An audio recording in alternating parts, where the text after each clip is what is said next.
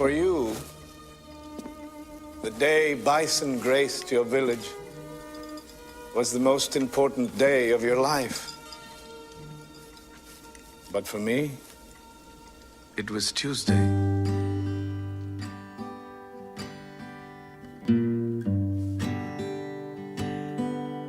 This is the moment. Yep. This is the day. Here it is. This is this week We came to rock. in Mormons. Jeff, Alan, we've come to rock. Alan Weasley. Oh, dude, I'd be a killer Weasley. Me and my 19 kids. It's like your dream. It is my dream. That is my dream. To be Ronald At Weasley. this point in my life, all I have left is to have children, Jeff. That's it. And so, like, I just want to have kids and then raise them to do funny tricks. Yeah? Like wizard tricks or just funny tricks? No, if I raised another white wizard beside myself, I mean, maybe a dark wizard, but nothing true Harry Potter's. What I'm talking about is, like, I would raise one, and you see these kids that they're like 3 years old and they play the piano like a master because the parents just, like, give the kid away to a pianist and say, make him wonderful. That's what I want to have so many kids that I can give a kid to the circus and be like, I want him to walk the tightrope as a 4-year-old. And then I give another kid away to, like, oh, I don't know, a pogo stick place and be like, let him do flips on a pogo stick. Then another one would be like a trampoline. And then I just have these kids that did awesome stuff. That's what I'm looking for out of life now. And I feel like why be a dad if you can't give your children something meaningful like this? Like pogo stick flipping or trampolining. It's a real sport in the gymnastics. Can one do a flip on a pogo stick? Oh my gosh. Jeff, Google pogo stick tricks. Or what about like a kid to the yo-yo place? I mean, a yo-yoist would be amazing. I'd take him around. I'd just be like, check out what Curtis can do. And they'd be like, woo, look at me, Dad. Look at me. Oh, that's not a good flip. Now I'm just seeing just bloopers. Fails? Are these pogo stick fails? Here we go. Let's see what this guy does. Oh, look at these tricks. Oh my goodness, this is like BMX biking. Also, I would like to have my own child version of the Blue Man Group. And I feel like they would love this because it's paint and drums. And I would love seeing the Blue Man Group, but I'm too cheap to go. And so if I just had kids that were doing that for me in the garage, I feel like that's the right choice. Vegas is very affordable. You should, it only costs... No, there's still $50 tickets, Jeff. That's actually a good deal. Vegas is insane.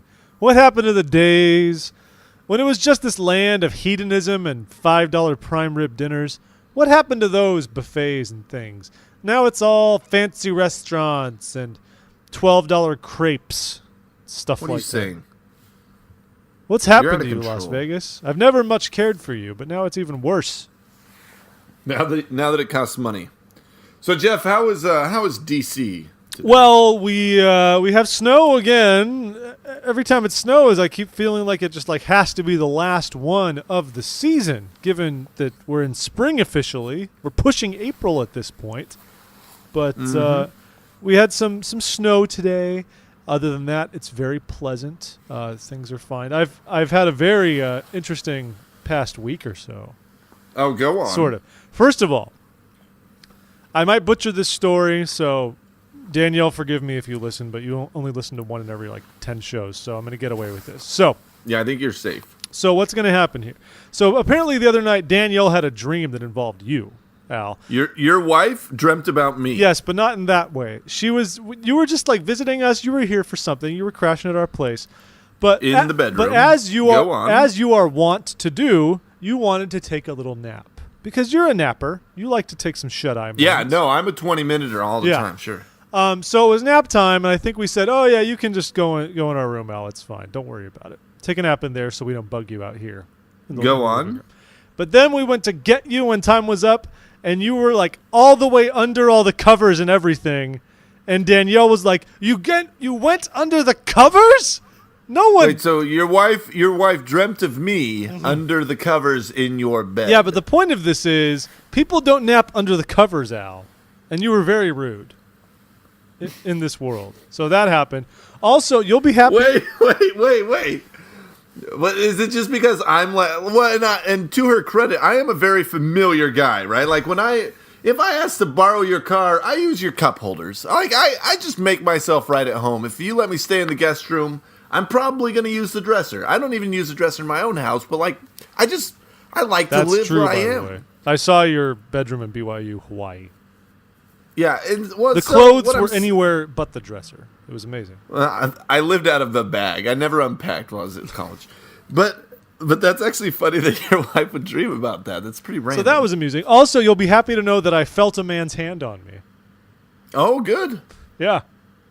What exactly? How did this play out? Well, you had sex with? No, admittedly, I was hoping for a more laughing response. So what happened to me is I had a Groupon for a massage, and I redeemed it. Admittedly, I was looking for more. And okay, all right. I went and redeemed it at this weird place. My goodness, this looks like wait. You got a massage from a man? So they put me with a man, and you can request a woman, Jeff. There was none available, though. Ironically, the same person who arrived there as me was a woman, and she was given a woman, and I was given a man. Really? I would leave. It was very professional, you know. It was the back of the hand, very professional. It was very professionally touching done. it with the back of the hand. I just in a very professional manner. You just close your eyes and grit your teeth and bear it, and everything works out okay. But I knew you'd be amused. Of course, my wife was giggly with Danielle was like cracking up that she thought it was so funny that this happened. Wait, did she go with you? No. She just knew about it. She sent you alone to the massage parlor? Well, it was a Groupon. Credit, I don't think she has to worry about you at the massage parlor.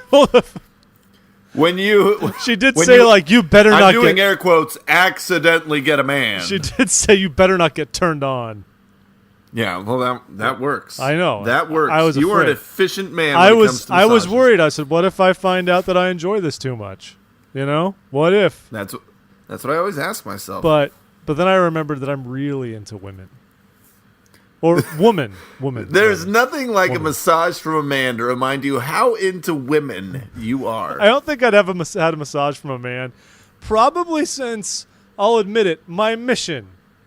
Oh, gross. Those Jeff. were, what? Elders? That is not okay. Elders would give little back rubs to each other. No, this happened. No. This was normal behavior in the world of missions. Jeff, that is not normal behavior. That is your companion trying to trick you into something awful. If they would just... No, he was way... Well, then again, he was so uptight. That is a move that other missionaries would use, Jeff. If they would just lighten up and let the sister missionaries and the elders massage each hate other for a little bit of R&R. I hate you. We can't have this conversation. I'm not having Everything would get better in missions. No, People would be more that's relaxed. awful. That is terrible. This isn't terrible. This is real life.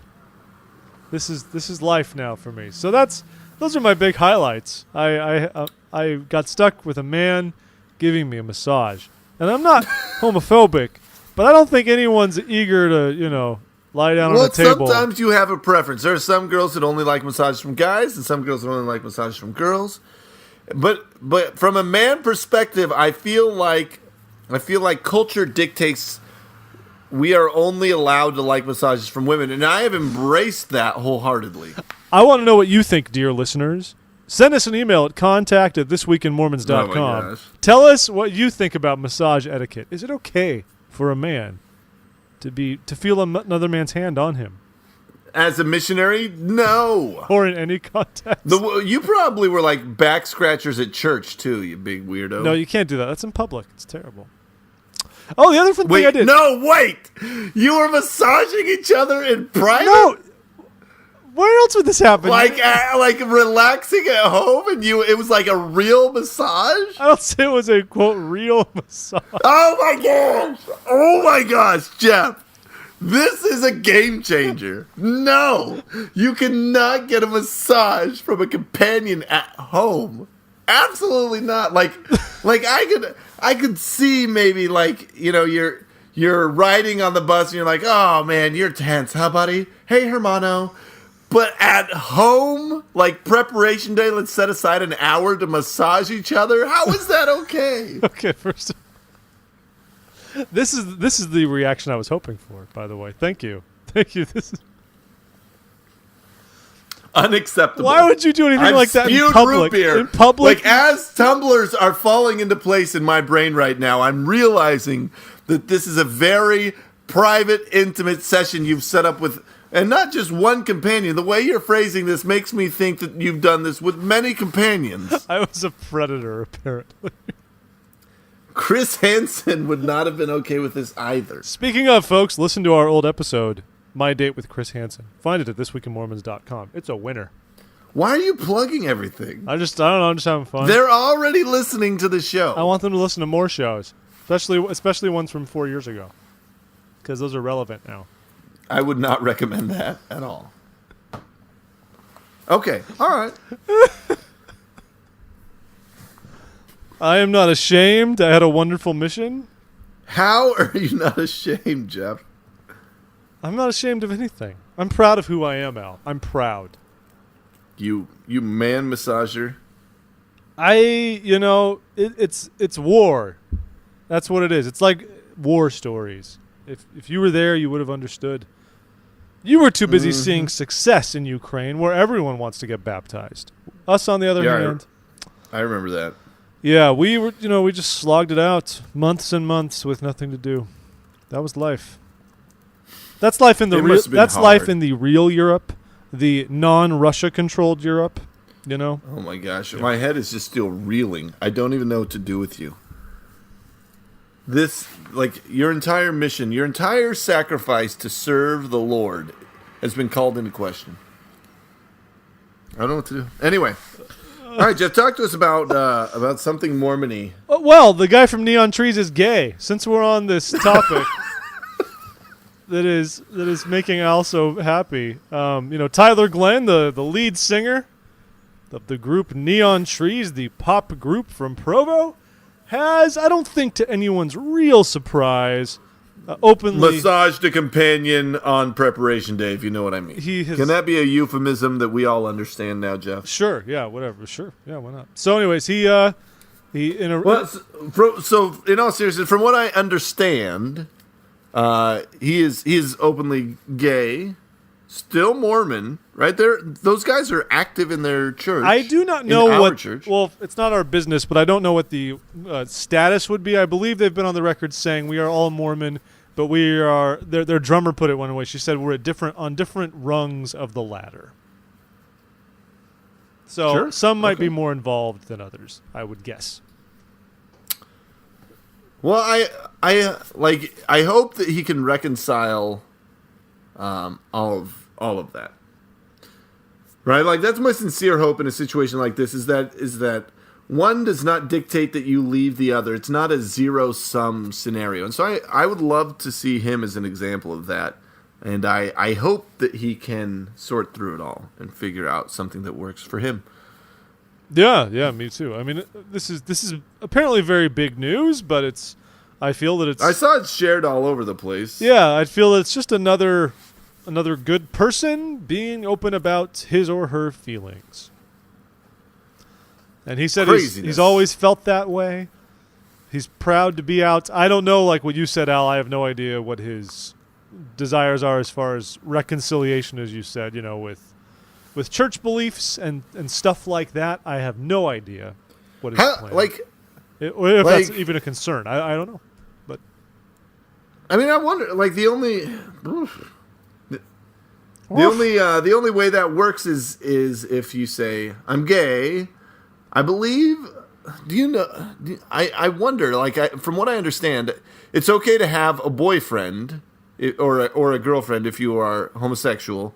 You just can't have sex, right? It's essentially like you're living as a single 31-year-old. Yes and no, forever. And I admit I don't know about that end of things because we've said they say obviously you're keeping the law of chastity in that sense, but at the same time, the church teaches that homosexual behavior is wrong. So, but it's been unclear to me about that, what it means if there are those who don't engage in non-marital activities but are gay. Yeah, does that mean though really like making out? Is that what you're thinking? That's what I'm saying. Like I think what you're I saying that understand, they can make out, but I don't know because the church teaches that it's against the rules. I don't know either. I know I used to home teach a guy that was an openly gay individual, and he lived with his boyfriend, but they didn't have sex, and he paid his tithing and went to church and like everything. He was just in a homosexual relationship, and seemed to be very happy and content with himself. Yeah, and content with his situation with the church, right? Like he had a testimony, he believed the doctrine and understood it. Interesting. Well, the weird thing with that though is even cohabitating in that sense. It's not like I could have just cohabitated with my girlfriend and not had people take issue with that at some point, even if chastity was totally observed. It's the ultimate loophole, Jeff, because then you could fake gay just to live with a woman, so that you could then be. I mean, it's the classic Chuck and Larry episode. I was about to go to Chuck and Larry. You beat me to it. Dang it. Said no one ever. But but I don't know. It would prove a true. I don't know. That's why it's hard to draw a line in the sand and say this is right, this is wrong. And I'd be curious what the instruction bishops have received around that is. How do you handle that? Yeah, and by handle that you mean specifically if you're being chaste in the broader context. But if you want to be a worthy, active Mormon homosexual, can you kiss other people? Well, basically, yeah. Like kissing, sure. Can you be can you be in a non?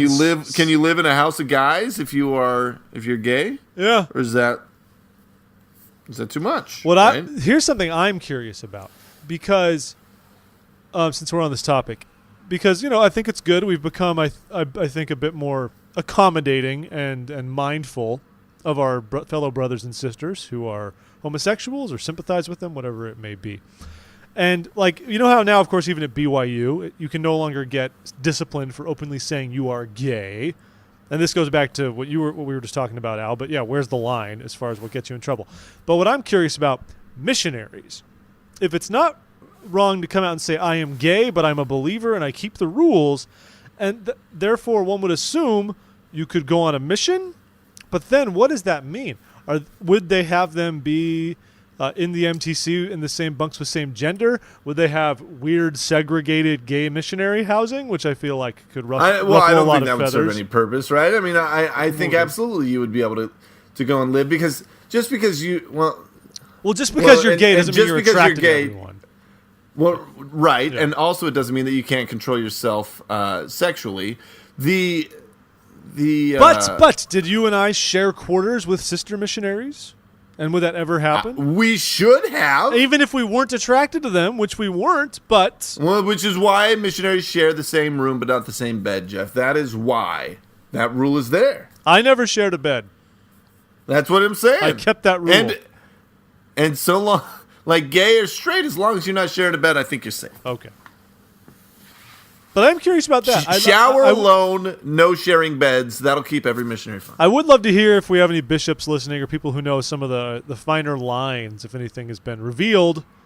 That'd be great to know. Yeah, I'm a little curious also because it wouldn't be in the handbook, right? It's going to be something that people are just like you're just going to be instructed. I really wonder because how old are the newer handbooks that we have now? They're only a couple of years old now. But I feel like so much has happened with gay rights, even in that time, that it almost makes big chunks of those manuals potentially outdated, already, really. So, I don't know. Well, continuing on the same theme, David Archuleta is back. Oh, yeah. Good. Home from the mission. Oh, good. It's already been 2 years. He posted a video on YouTube that says, Hola, ¿cómo estás? I'm home. It appears this is right when he got back, because I believe that is Salt Lake Airport behind him. He's done it. E-News is reporting there's over 90,000 views on that. That means 90,000 people remember that he was something. I desperately hope that he has a monetized YouTube page, because the money that's going to come just from an 11-second video, it's brilliant, really. The man knows what he's doing. He's already People are so excited to have him home. he's already saving for his senior mission. Very excited. I'm just glad he's back because then he'll be around to talk about. Instead of, I was very angry if you remember over Christmas though. I don't remember. There was a Christmas concert, and the church went very out of its way to feature Elder Archuleta performing, which is nice. Oh, He's an yeah. international singer. I was bothered because I feel like there are tons of missionaries with talents.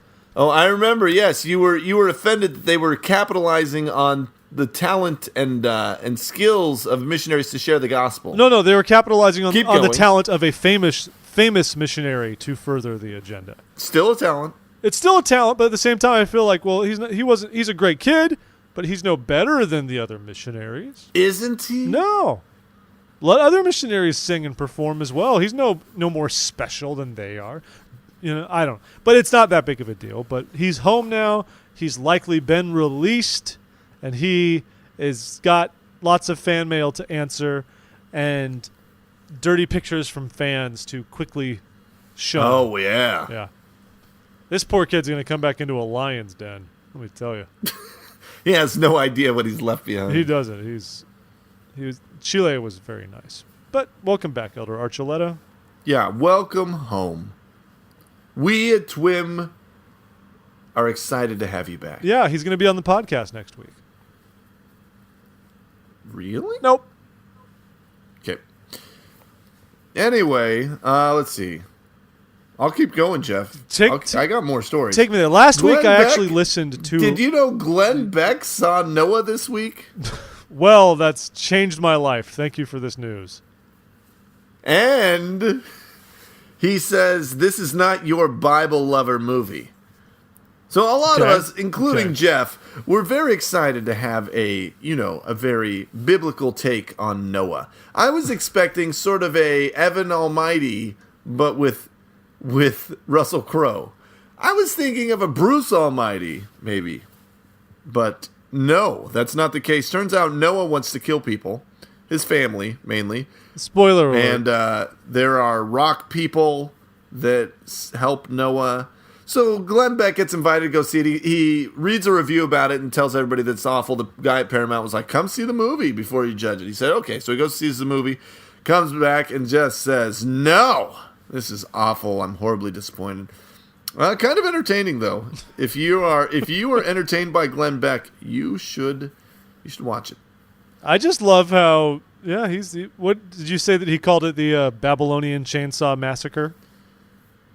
Well, that's right. Which I think would be fair, right? So I'm excited. I hope that it holds up to that. Here's the thing. I don't know if within Christian circles, is there angst associated with this film because people are hoping for a Christian movie, an uplifting biblical story? Every time I see it, I'm like, yeah, Noah done right. Let's do this. Because I have no idea, because I'm not expecting that. I'm expecting... It's a Darren Aronofsky movie, for one, so I'm not expecting... But then I'm just expecting like an action movie that loosely uses the characters from the story of Noah to tell its tale. Noah, after all, in the Bible, is a pretty short passage of the whole thing with Noah and the ark. It's not very long. So, of course, you add things to make it a film. Whether that's questionable or not, I don't know. But it just makes me wonder if people are upset about this. The Christian movie-going public feels underrepresented in Hollywood typically.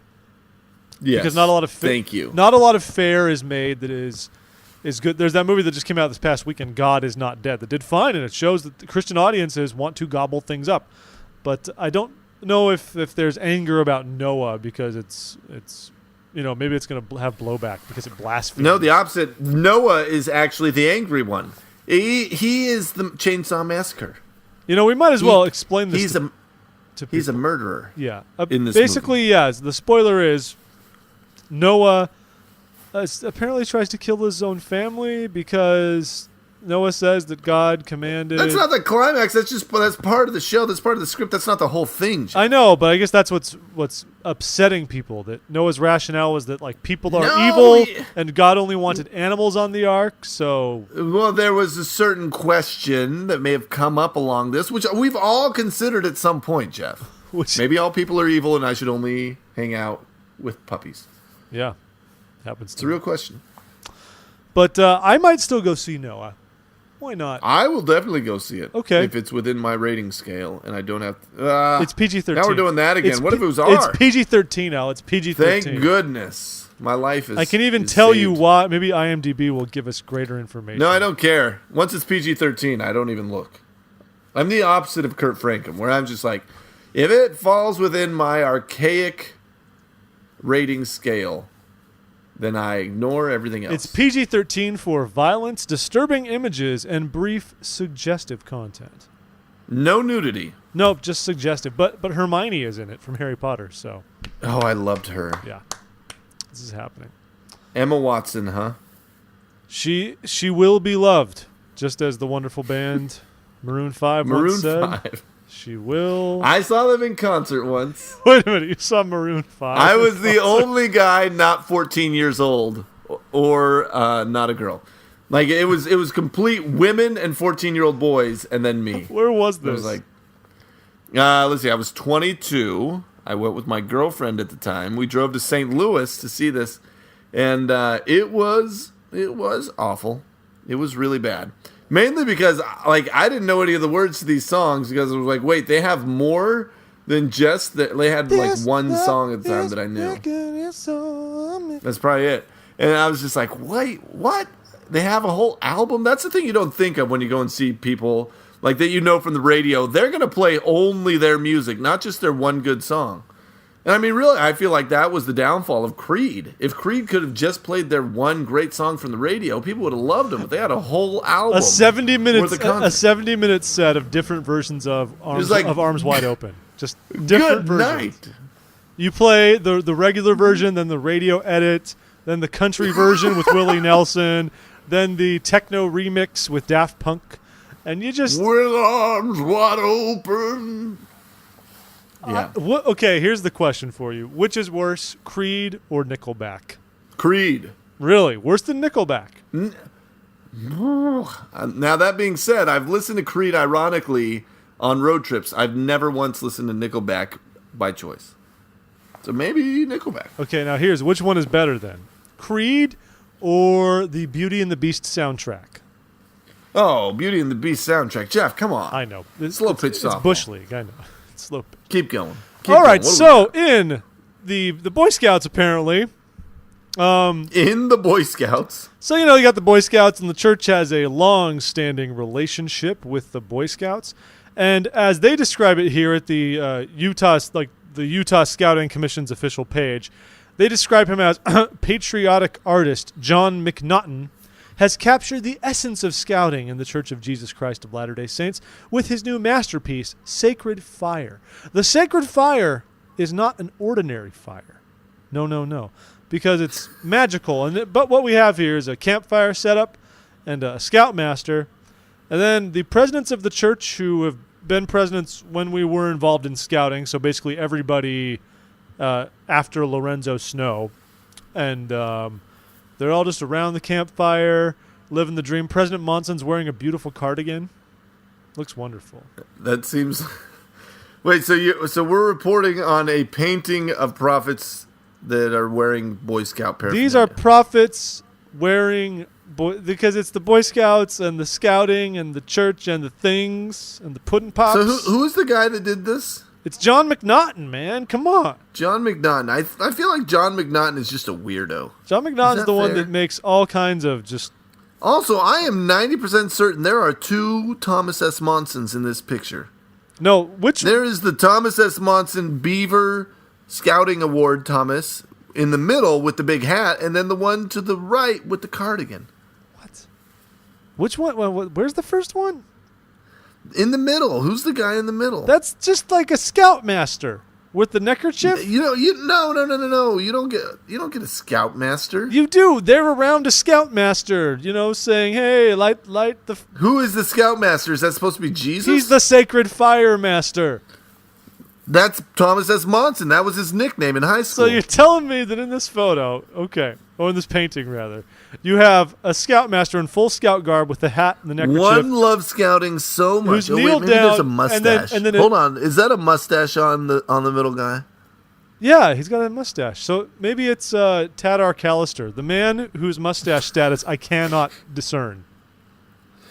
Yeah, that's Does fair. Tad Callister have a mustache or not? I can't figure it out for the life of me. But no, That's fair. Are we looking at Ezra Taft Benson over on the right, or is he the one standing behind Thomas S. Monson? Okay, no, the far right is President Kimball. Next to him is Howard W. Hunter. Thomas S. Monson's in the red cardigan. Then go in the back row. Looks like you've got Harold B. Lee, David O. McKay, President Hinckley. Then President Benson is after that. That's Gordon? The short one? Yeah. He doesn't even look like him with all that hair. That's because Jon McNaughton is a patriotic artist, not a good artist. Just a patriotic. By patriotic, you mean he paints pictures of angry Obama's burning constitutions? Exactly. Obama just points to the Constitution and says, I'm burning it. So in that sense, if you're passionate about scouting and you like the church being involved in it, perhaps you should submit something to this article that says, hey, I don't know if we should be rubbing shoulders with Jon McNaughton because he might not be the best brand with which to associate Yeah, that's fair. ourselves. That's fair. That's fair. I know it's fair. All right. I said it. Let's see. There is a what else do we want to talk about? Elder Holland went and visited Asia recently. How'd that work You see out this? for him? Well, they said it worked out really well. Where did he go? I wasn't there, but they seemed to really like him. Why wouldn't they? Guy gets to go to Asia for kicks and giggles. So he hung out in India, he went through China, Taiwan. But everybody's very excited to have him. So way to go. He's out and about.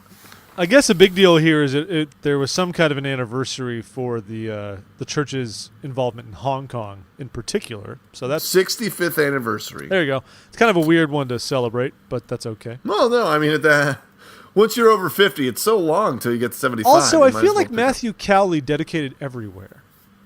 Anytime he was a man about the Lord's work. Anytime there's an anniversary of the gospel being dedicated somewhere, it's like always says it was Matthew Cowley who did it. Good for him. Powered. But good job, Elder Holland. I love seeing the growth of the church in Asia, particularly because most of these countries, every single one other than the Philippines and East Timor, are not natively Christian nations.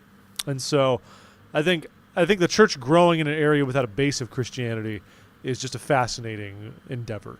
And to see that we can still have growth and success in these places, it's inspiring. It'd be so weird to be taught about a religious leader that you'd never heard of. Yeah. Or that you just didn't know. I mean, on my mission here and there, we'd teach some Chinese Buddhists, and trying to actually explain these concepts of Jesus, it's so easy to take for granted. And so you really have to think about how you phrase everything and how to make it make sense. It's very easy to put the gospel in palatable terms when you're working with a Christian audience, but totally different elsewhere. Yeah, man. But the church has growth. I mean, even in Thailand, oh my goodness. We have like a lot of church in Thailand. It actually shocks me how much we have in Thailand. Let's say 6 church. We have 6 We have a sizable stake in Bangkok, and then a lot of branches throughout the rest of the country over like 4 districts. It's actually pretty impressive. Bigger than I thought it would be. You know, I do what I can. Yeah, I know you do. Let's see here. In other news, more updates here on our fine friends at Ordain Women. Basically, we've got the women's meeting this weekend. It's no longer Relief Society. It's just the young women Mormons. It's the women's meeting, and Ordain Women supporters are being asked to wear purple during the meetings in a show of solidarity and distraction. Wait, why is that a distraction? I'll just wear my Weber State tie. There you go. Oh, it's the same thing. It's like, why are you there? Are you there to be seen, or are you there to be instructed? What's your purpose? Well, Jeff, just because I'm wearing purple does not mean I don't like instruction. If I recall on the last... That being said, if I am going to Weber State, I probably am not a big fan of an education. And so maybe that is what they're saying. Maybe it's saying, I choose to remain in stupidity. I feel bad for Weber State because I think Utah State gets a lot of love up there in Logan. And, University of Utah does fine. UVU's even got some love. And Dixie's got Wait. Who is loving UVU? Locals who grew up in the shadow of BYU and don't want to go there because they like sex. Oh, yeah. That's pretty much it. And then Weber, what does Weber get? They Nothing. just have that Weber's great in chocolate Ogden. milk. Ogden is where hope goes to die. There's nothing there. Ogden is like Omaha. No, Omaha is a cooler town than sister Ogden. cities. Omaha is a much cooler town than Ogden. Do you not remember? Omaha was awful also. Al, we had crocodile bites at that terrible Triple D place. That's what I'm saying. That terrible Triple D place would also be in Ogden. But then we found, actually, I believe there's a really good Triple D place in Ogden. But then we found that statue of the swimmer in Omaha. That was great. You got to admit that. Yeah. Oh my gosh. All right. I clearly can't talk to you. If you can't appreciate how terrible Omaha is, you're never going to appreciate Why would I hate terrible Omaha? It has a Ogden decent is. university system. It has an okay economy. Warren Buffett's from there. And it's actually got a good food and music scene. I'm just saying. It didn't have a good food or music scene. It's not Thanks. it's not Kansas City. I get that. But it's Omaha. Living the dream. Omaha. Hey, let's see. Speaking I was of not done- women. Oh, I was going to say. Oh, yeah. Keep going. Well, Go ahead. Well, No. I was going to transition into it in case you didn't see it last week. Kate Kelly of Ordain Women also appeared with some other ladies on a Google Hangout, just chit-chatting about women's issues in the church, and it was actually very interesting. Just talking about the issues. Yeah, but it was interesting. We posted it on our site. And I think it's Did she seem angry, or is she a level-headed no. individual? She's very level-headed. She's smart. She knows what she's doing. She knows how to effectively market what she's doing. She knows exactly what to say. She very much understands the public affairs angle of things.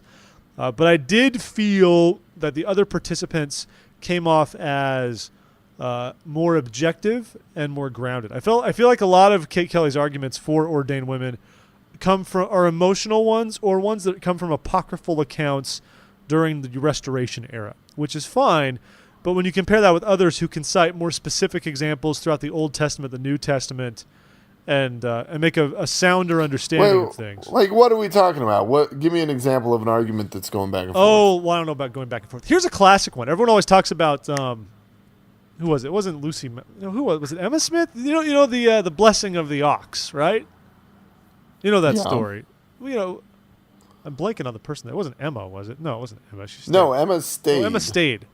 But the point is the famed tale of the blessing of the ox and how that shows priesthood and stuff, when actually, if you do the research on that story, it was actually that she asked the brethren to bless the ox.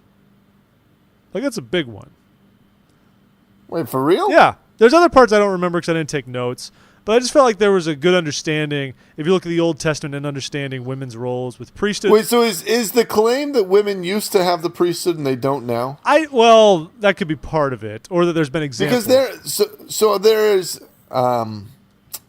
there's writings, particularly in the early days of the church, that do allude to some of that, Yeah, right? sure. Like, it alludes to the fact that they had, they maybe had a little bit more liberties with accessing the priesthood and things of that nature. Now, I always understood it when my mom was teaching me about how her role in the priesthood functioned was that by having, having the family unit together, right, where dad presided in the home with priesthood, mom at any time had the ability to draw on the priesthood power that blessed our home via dad, essentially, and bless us. And it wasn't lay your hands on our heads sort of blessings, but she would often pray via the access of the priesthood, which was in our home. And I never understood there to be a problem with that. I didn't but that felt complete to me. But if you were trying to argue the other point, wouldn't you say, why does it have to be via anything? Like, why do I have to exercise the priesthood via something? Even though in all actuality... Why do we have to have keys even at that point? I know. Why, or you why can even can't say, it just be to everyone? Why do I have to exercise the priesthood with authority? I don't mind there being a channel to go back. The only thing that I feel like you could take issue with is if you didn't have access to the blessings of the priesthood because you were a woman or something of that nature, right? Mm-hmm. Yeah, I get it. And do you feel like Kate Kelly is sort of trying to construct this house of cards that supports that theory? Because in reality, that's not the case. I mean, women aren't denied access to priesthood blessings through at least in my understanding. I don't see that as a problem, but I'm not a woman, and so I don't. I mean, maybe there's sensitivities there that I don't understand. Well, I think Nylon McBain, who was one of the other pundits. Wait, is that a real name? Nylon McBain? Nylon? I don't remember how to say it. Nylon. I don't remember. But she actually works. The guy's name is Nylon, and he supports women. It's a woman. It's a real woman. Funny, Jeff. It's a Nylon support women. Here we go. It's a woman. She's a woman.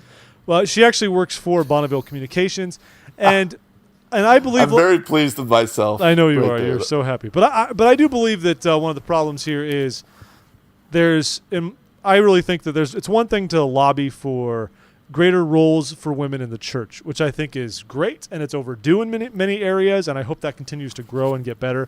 But then I think the Ordain Women side of things feels that the ordination of women is the only vehicle by which that can be attained. And I think a lot of people don't feel that way. And I don't feel that way either. If God wants to give women the priesthood, then great. Let's make it happen, and it's all good, and that's fine. There's nothing wrong with asking about it. There's nothing wrong with inquiring about it. There's nothing wrong with having an opinion about it and pushing for it. Whatever, But finding greater equity for women in the church and a stronger role doesn't necessarily have to be tied to the notion of having the priesthood. There are some things, if women are really big on wanting to pass the sacrament or bless babies or stuff, sure, that's priesthood specific. But a lot of the other areas are just like, no, I think it's time that we can have female Sunday school presidents. Don't really know why we don't. Just things like that. Yeah. There's plenty of visibility. And that one's still beyond me. Like, why can't we have female ward mission leaders? There are no keys involved there. Just a calling, like many other callings. Speaking of which, so there's one along those lines. There was the gal that was called to lead the institute. Oh yeah. So she's leading the institute out in, I think it's Boston. It's Cambridge, yeah, the Harvard ones. Yeah. I'm trying to find the story. I've got it right here. Her name's Barbara Morgan. Barbara, there it is. Yeah, so Barbara Morgan. So now you suggested, Jeff, that you think this is the first time that a female has run an institute operation. I'm not sure. I mean, it's a bigger deal because it's a big institute. It's the one in Cambridge. But as far as I know, I've never seen a woman. Also out of the ordinary in this story is she is single and has no children. But that is which is required for any woman in the CES system. Which is why you don't often see female instructors in general when you go to institute. Because they're married having kids. Well, and that disqualifies them because they should be How do you feel about that? I understand the church wants to encourage women to be moms and be with kids and do this and that. But what do you think? Do you think that's a step too far and that they should leave the door open for any woman who wants to do it if that's her choice? Well, it's hard to be disqualified from anything, right? At this point, I'm not allowed to serve in the temple because I'm unmarried. I know, which I also think is super weird. As a man. And so I hear that and I'm like, I am a good, worthy church-going dude. Sure you are. I would love to serve in the temple. Why can I not why can't I do that? And that's a little bit Do you know the answer to that?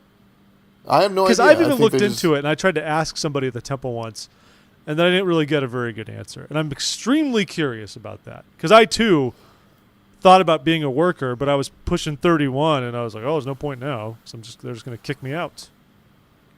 Yeah, I mean, I honestly, I don't have any idea. I have no idea why that would be the case. Yeah. But then the same thing with women. Yeah, like why can't women? Who cares if they're married and have kids? The men are married and have kids. I don't know. I just feel I understand women being in the home, but at the same time, who are we to stand in the way of that? Yeah. If someone wants to do this and it's okay with their family situation, and they're still believing in values, and you have to be active in the church, and you have to have a recommend. You have to do all those things to be employed by CES. They don't mess around. So it's like, what's the worry? Well, I mean, in this situation, right? Like her being not married and not having kids was what disqualified her. Not that she was married and had kids. No, this is what qualified her. The fact that she's not married and has no children, and that is required for her to be a CES employee. I misread that. Yeah, I think you were a little mixed up there. That's what I'm saying. That that was a classic Mormon Trek reference right there. So that's the point. Yeah, a woman can only work for CES if she is if she's Sherry Do. That's it. Yeah, well, I agree with you. Like if I'm married to a woman and she's a phenomenal teacher and I want to babysit the kids one night a week, why couldn't we do that? Well, that's a little bit different. I believe I've seen plenty of married women do the one-off, once a week type institute courses that are just that are some evening one. Like go be an institute director but to be like a full-blown tenured CES teacher is a different beast. And that's where maybe they just don't want to offer gainful employment to women. Well, they don't. I mean, some things in the church are so funny. I remember it was only a couple of years ago that the church said women didn't have to wear pantyhose at the office anymore. We reported on this. Yeah, I mean, this is like out of Mad Men or something. I believe it was Mrs. Nylon herself that brought that up. Oh, well played. In other women's issues, this guy... Oh, keep going. Yeah, might as well. So this guy over at the Standard Examiner is asking basically... Well, he's talking about the fact that this is Utah specific, but the women are not well represented in Utah politics. I've heard that many times. I've had people who have worked and done consulting at the Utah State Legislature, and they describe it very much like they might describe church. It seems like it's a boys' club, and women are only there to be secretaries and stuff like that for the most part. Boo. So it's very rare, but he's saying it's time to take the blame away from the church and say that this is... Because everyone says it's the church's fault. It's the church's fault that women don't run for office in Utah. Which might be a fine thing to say, but his only really retort to the idea is that women might make better candidates, and maybe in all actuality they just think that it's like stupid, that women are smarter than men and they realize that politics are a quagmire of sorts. Men are ego-driven and get in there and then hate their lives. I don't think women stay out of politics because they know it's nasty. I don't really think that's why it is. I think in Utah, in the case, it is because that's a little more taboo. The church would discourage it, yes? I guess I don't know if I go as far as discourage, but certainly it raises eyebrows if you're supposed to be a mother in the home and instead you're like, no, I'm running for the state assembly. It's what I want to do. But then you get people like Mia Love, who everyone gets behind. What's up with that? Yeah. Hypocrites. All right, so we want to talk a little bit about infallibility, Jeff. Okay, take me there. There's an article written by Holly Welker. Looks to be a weird, sort of a Luna Lovebottom sort of character. Pleasant features, I guess.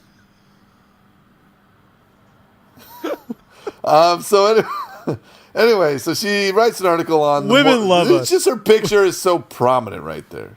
I feel like you should hide that at the bottom of the article.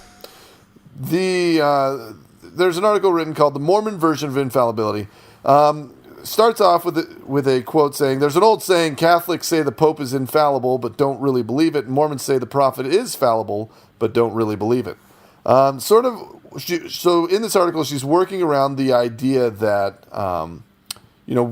well, and we've talked about it in weeks before, but how Mormons treat the prophet and sort of the when a prophet speaks, it's doctrine, and you shouldn't question, you should believe, and that's what it is, right? But is question? Well, okay, sure. Well, so that's sort of what's being digested in this article, and it's not. I mean, it's actually a pretty good article. I don't agree with everything that she says in here. The premise, of course, that we do, I think it's an interesting thing to talk about, just because I haven't exactly articulated what my thoughts are on the infallibility of our prophet is, right? Because we believe that a prophet will not lead us astray, right? That a prophet in our day that leads our church, the Church of Jesus Christ, will not lead us astray, and that is a canon belief. Mm-hmm. You agree? Yeah. So So when can a prophet then, like, what is the room for error or the margin of error for a prophet? Like, can a prophet say wrong things? Can he get up and say, "Thus saith the Lord," and speak something that we may find out later to be not entirely accurate? Or is there a sense that he just would never say anything that is not complete and perfect doctrine, bred by a perfect understanding of both religion and sciences and social here's norms? something that comes to mind, and I don't know if this is directly related, but while you were posing this question, I thought of then Elder Benson. Now, when Elder Benson was in the 12, he was a firebrand. He was associated with the John Birch Society. He was a noted, hardcore conservative, which is fine if you're conservative, but the type that went pretty far, like a McCarthyian conservative of the era. He once even said that the civil rights movement was a front for communism and stuff like that. And he said these things as an apostle. And there were many times President McKay, especially, tried to rein him in. They tried to rein him in, but they couldn't get a lot done. But the interesting point of this is, whether it was just from being older and wiser or who knows what, by the time Elder Benson became President Benson never really uttered much of anything along those lines. I mean, he said some things about the dangers of communism and the like, because it was the Cold War, but he talked about, very prophetic things and prophetic counsel. And I very easily think that a lot of that comes with the role and assuming that mantle and being guided in a way as to the best things to say. And we don't have perfect examples of this all over the place, but that's definitely one where there was a man who was in the 12 who was regarded as a prophet, seer, and revelator, had a fundamental change of tone and discourse by the time he was leader of the church. So let's say we have a quote from Brigham Young that isn't entirely flattering. Like Adam being God? Sure. There's a few. Okay. A few that don't particularly, jive with what we understand to be truth now, right? Does that mean that Brigham Young was not a prophet? Does that mean that, how do you digest that? Because we do believe that Brigham Young was a prophet, but we don't necessarily believe that everything he said is perfect doctrine. The hard thing is, for one thing, we need to delineate, I think, and we've talked about this many times, between when Tom Monson is talking to us and President Monson is talking to us. Because I do. Does that work though? Because you can. I don't know. He's President Thomas S. Monson. He doesn't get to be Tommy. That's true. And just spout off his own opinion. Because even if a prophet spouts his own opinion, you still are going to weight that differently than if just a man is spouting opinion. It's true. But you know what I mean. I've said this before. But if you go to Deseret Book, you'll buy some book by Elder Bednar, but it'll make a point to say that this is a book it's basically by David A. Bednar, and that isn't necessarily the church's position. So then it begs the question, well, then why is this being sold at somewhere like Deseret Book, which represents the church and which is going to be gobbled up by pious members of the church, if it's not actually being written from the point of saying, this is the law, this is what it isn't. The hope is that these men have a greater understanding and exactly. But you go into it understanding that they're going to teach you truth, and if you find out that they were teaching you not truth, is there room in our testimonies to handle imperfect people that teach imperfect things? Well, I think it depends. I do think limited understanding can always be a part of it. We have great examples of that with Elder McConkie, and but that can happen. There's always limited understanding because things can change. And the one thing I firmly believe in is that revelation and leadership, even from the prophet, is directly related to personality, one's personal beliefs, one's management style, all sorts of things. This might be a prophet and a mouthpiece of the Lord, but it is still very much a man. And that man, that mortal being, is the vehicle by which the prophetship can go forward. So, of course, that rubs off on it in one way or another. Well, yeah. Well, and my thought is always, you're steering a big ship, right? Okay, yeah. And so if you're right on 80% of the stuff and you got 20% that you're just not tying down the way that maybe the Lord is wanting you to, right? The Lord still, like, you're not gonna wreck anything. Yeah, but- which when we talked about blacks in the priesthood, we had a similar question where we're like, well, Brigham Young, Joseph Smith was yes, blacks can have the priesthood. Brigham Young came in and was yes until a point, and then he went no. And then the next three prophets to be in there were none of them were interested enough in the situation to even think about it or talk about it. And then finally it came back and was righted, right? It took 80, 100 years, but it was fixed. It was fixed eventually. And so, I mean, you could look at that in one of two ways. You could look at it and say, I can't believe the Lord would let this happen. The church must not be true. Or you can look at it and say, I mean, the Lord let men continue to grow and work, and he's on a bigger timeline. He's fixing things as he's able to fix the men, right? And maybe he needed to fix society before he could bring it back in. I don't know. I'm not going to make excuses. That's a good way to. I think that's a good way to look at it, though. Is that the Lord is fixing things in time through His imperfect vehicles. I just think the main difference and what's hard for a lot of people is, say, if we read the scriptures, you read the Book of Mormon, and it's not nuanced in the sense that have you ever had something where we pick it apart and we try to figure out, was Nephi wrong about this? We don't have those discussions. Did Nephi lead anybody astray? We take the scriptures themselves as straight up counsel one way or the other to help us out. And so I think people get very confused in the modern days when, you can't necessarily say that. And that might even just be a product of the times and the product of a global church. Could be a lot of things. But I do like what you said, just like I said before, that the Lord is working things out in His own way, but He still has to leave us as agents with agency to do it. And sometimes we're going to mess stuff up and we're going to do things wrong. Right. And a lot of times the Lord is going to let us do things wrong and get out of the way because that's just what He's going to do. I'm convinced God intentionally lets us just flub stuff up because we also have to learn how to fix it.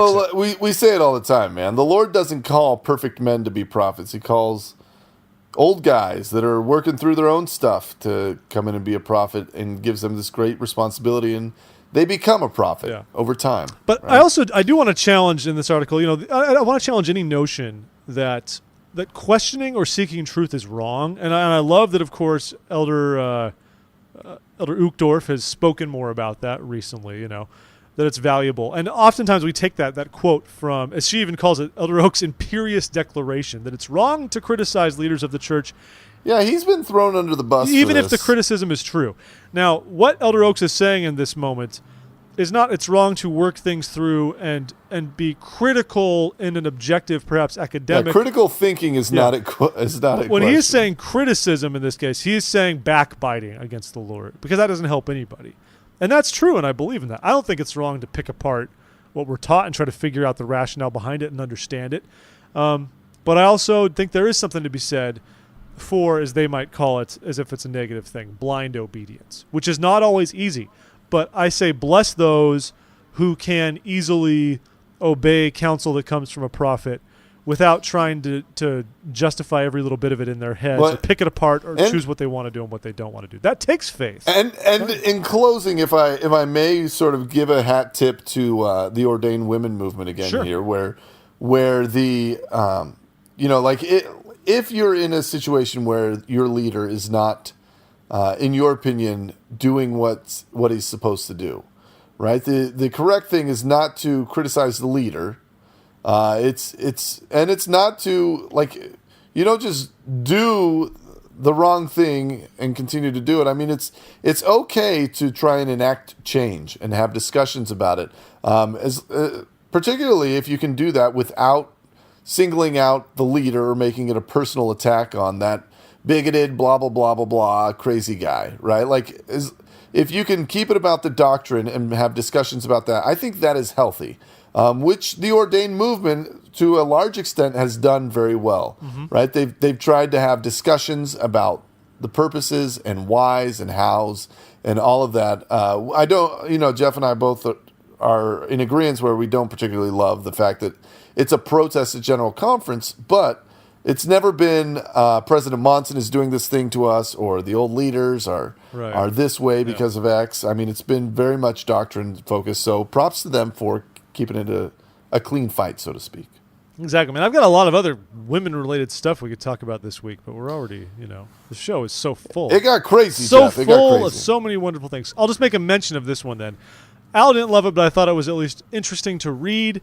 There is an article here in Utah Valley 360 of all publications. It's called "I May Have." Oh my gosh! How do I? I not may care? have been the last woman to attend priesthood session, and it's actually interesting. This is the story of in the '90s when this girl was at Rick's and was selected as part of just a media entourage to go to conference and report, and part of that involved attending the priesthood session. And so she attended, but she had very interesting experiences where people said it made them uncomfortable. She was a distraction, stuff along those lines, which kind of is sad in many ways. But it's a fine read. I mean, it's, I'd say give it a look. Mediocre at best. No, it's okay. You haven't even read it. Average. Uh-huh. Al, why are Mormons the most liberal? I don't know. We'll talk about it next week. Jeff. What? You can reach us, everybody, at contact@thisweekinmormons or visit our website, thisweekinmormons.com. We love you. We do. We do. We do. We do. We do. We also hope that however you're listening to this, that you will subscribe to it and by whatever means you see fit. And also please subscribe to our other podcasts, Sunday School Bonanza, all about gospel doctrine stuff, going through the lessons on there, and Third Hour of Power by our friends at This Mormon Life. We hope you'll keep your eye out for all of those. And, of course, find us on Facebook, find us on Twitter and YouTube and Instagram. We're everywhere, man. We are Just all look over for us the and place. we're around. But we love it when you interact with us, and we love hearing from you. And it makes us happy. We're glad to be involved, and we're glad to think that we play a small role in your happiness.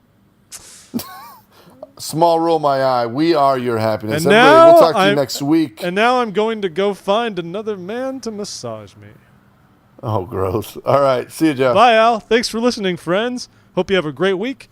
And let us know if we can do anything for you. But for you... No, don't. Don't do that. No, we hope that you will have good opportunities. Let Jeff know. And go serve somebody. Do that. See you, buddy. See you, Al. Bye, friends. Thanks again for listening in. This Week in Mormons is out.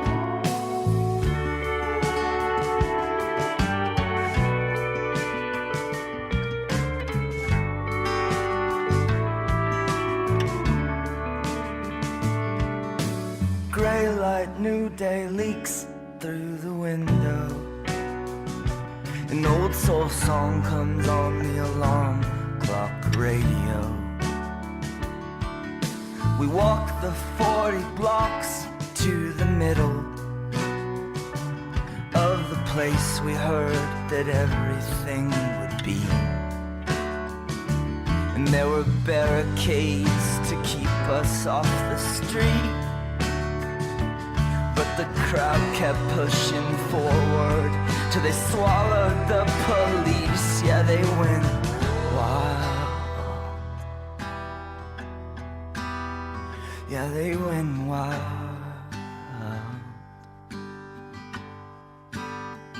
Yeah, they went wild. Yeah, they went wild.